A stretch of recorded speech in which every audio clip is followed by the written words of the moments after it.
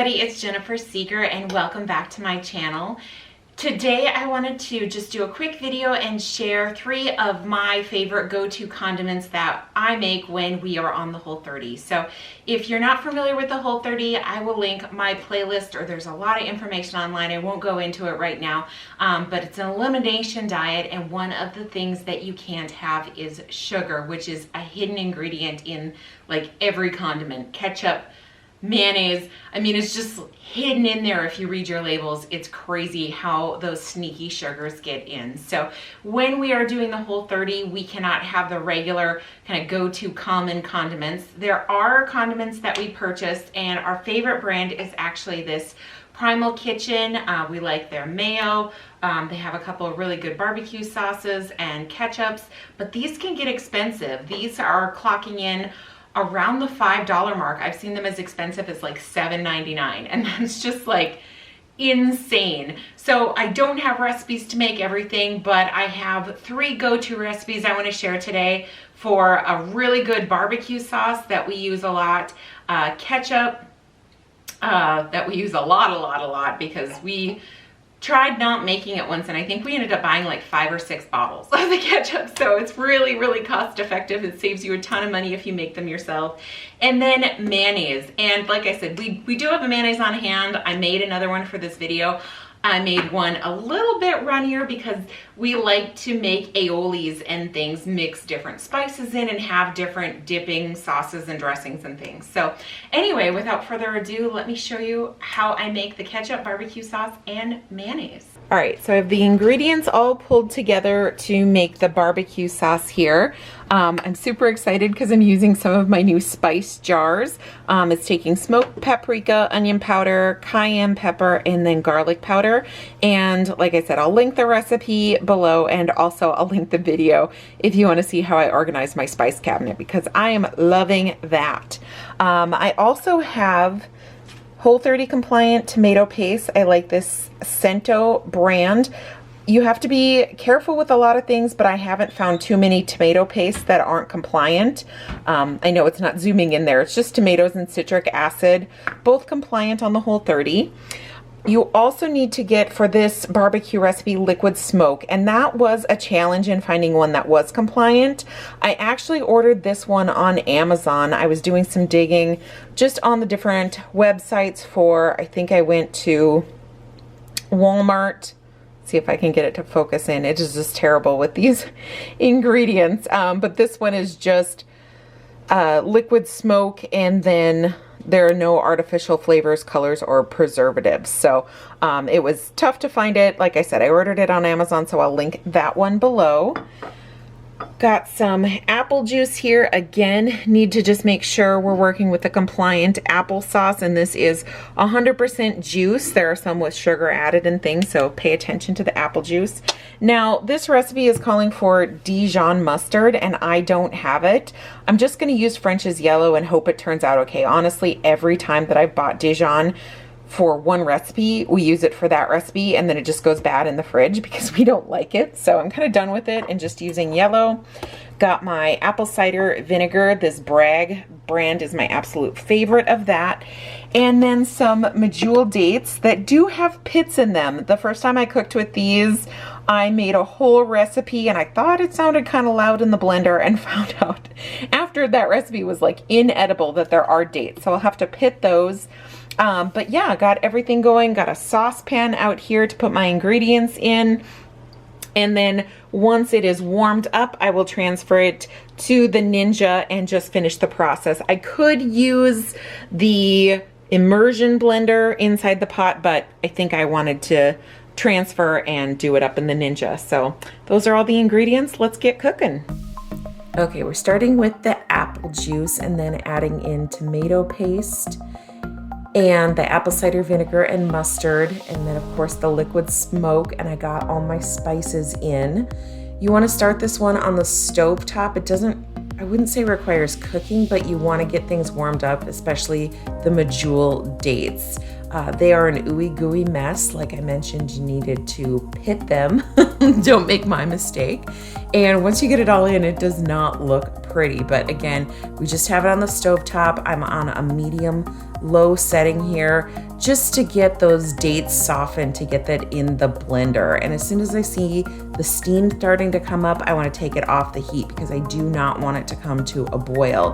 That will create too much pressure once you get it in your blender, and it's not good. So get it in there. If it's too thick to blend, you can always thin with the apple cider vinegar or juice, but like ours, a little thicker. So just a couple minutes in the blender, and then I'm transferring it over to a container with a good seal on it so we can store that in the fridge. I don't really know how long these last in the fridge, to be honest. We eat them so quickly when we're on the Whole30 that I guess I've never had anything spoil, but just cleaned up the edges and then got it in this container. I picked these up at the Container Store, but I think places, you know, hardware stores and things, especially around canning seasons, will carry this.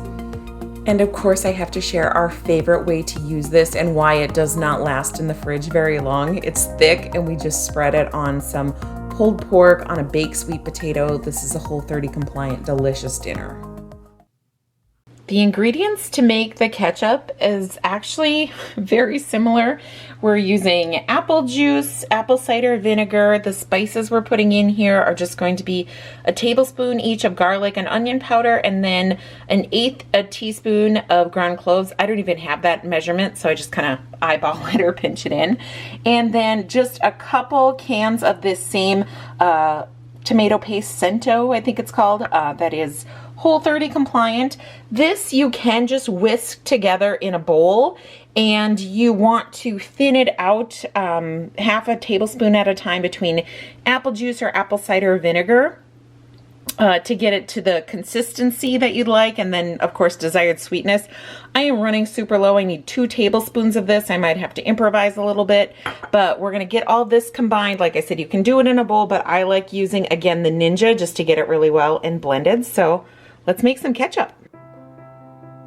So there are some ketchup recipes that I've seen that call for medjool dates to give it a sweeter taste, but we like this one. It's not as sweet. It kind of tastes more like the Primal Kitchen brand that we prefer to buy for a Whole30 ketchup. So this one, it's so basic. It really almost takes longer to open 2 cans of tomato paste and get them in. That's like the hardest step of the whole process. And then I'm adding in the apple juice, couple tablespoons of the apple cider vinegar, and then of course the spices. I don't even have a measurement or a teaspoon. That's 1/8 of a teaspoon. So I just kind of eyeball the cloves to get those in. And then again, it's a teaspoon of the garlic and onion powder. And then really from there, you're just blending it up. This one is quite a bit thinner than the barbecue sauce, so you shouldn't need to worry about thinning it at all.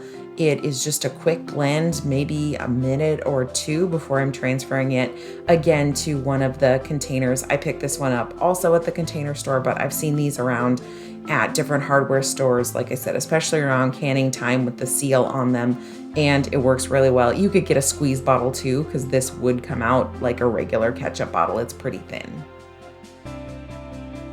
And again, this recipe is so super simple. You do not need to use a blender or anything. I just prefer it that way. You can just use a bowl, and it's great that it's simple because I realized I forgot, as I was putting it in the fridge, I forgot to add a half a teaspoon of salt. So I was able to add that even after everything was made and just get it all stirred in. And then we were in business and had some yummy ketchup for our Whole30. Okay, lastly, we are going to make mayonnaise, and the ingredients for this are deceptively simple. I mean, mayonnaise is just so basic to make. I have this lemon juice, which is just lemon juice with the preservative. So I think that is Whole30 compliant.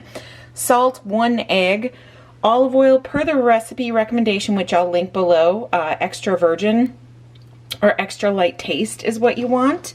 White vinegar, we get it in these giant containers because I actually soak fruit in water and vinegar when it comes home. So I just need 2 tablespoons of that, and then some mustard powder.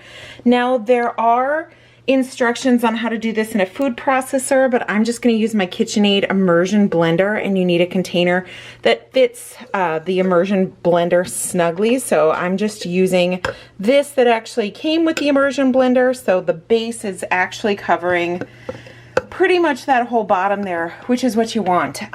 So basically, I'm just going to dump everything in and then get started blending.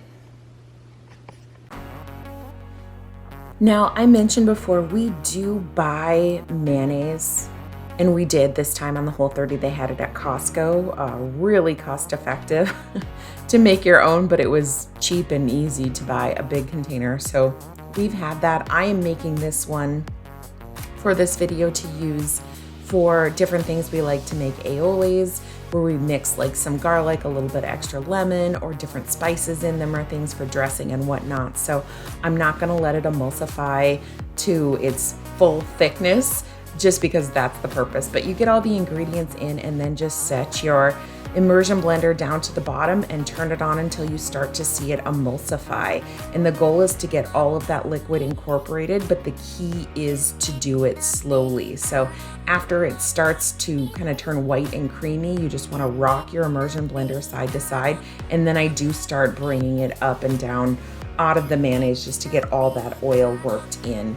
And a lot of people wonder, is it safe to use raw eggs? And you do your own research and decide, but the general consensus is if you are working with pasteurized eggs, then yes, it is safe to make your own mayo at home. Just keep that in the fridge. And again, I don't have a shelf life on this. Probably want to do research on that because we go through it pretty quickly. And to fully emulsify this and get it to a thicker consistency, like mayo that you would buy from the store, it's about total 5 minutes. I would say I did probably between 3 and 4 minutes.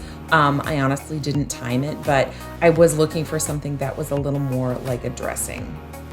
And I know I had 3 of the condiment containers from the Container Store, and I swear one ran away during the move because I couldn't find it. But any container that seals well works just fine, and that's our mayo. Okay, so those are our 3 condiments. Like I said, I will link the recipes below. If you have a go-to condiment recipe on your Whole30, please share that with me. I would love to see it. Thank you so much for watching. Don't forget to like and subscribe, and I will see you next time.